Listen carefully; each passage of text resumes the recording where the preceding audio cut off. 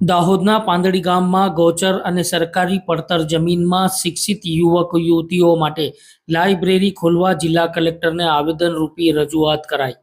દાહોદ જિલ્લાના ગરબાડા તાલુકાના પાંદડી ગામમાં યુવક યુવતીઓએ ભેગા મળી દાહોદ જિલ્લા કલેક્ટરને આવેદનપત્ર આપી રજૂઆત કરવામાં આવી હતી કે આધુનિક યુગમાં શિક્ષિત યુવાનો યુવતીઓને વધુ જાણકારી મળે, નોલેજમાં વધારો થાય, ટેકનિકલ રીતે તેમને જ્ઞાન મળે, સરકાર દ્વારા સ્પર્ધાત્મક પરીક્ષામાં પ્રોત્સાહન મળે, શિક્ષિત યુવાનો યુવતીઓને સતત કંઈક ને કંઈક નવું જાણે તે હેતુથી વર્તમાન સમયમાં એક લાઇબ્રેરીની જરૂરિયાત ઊભી થઈ છે.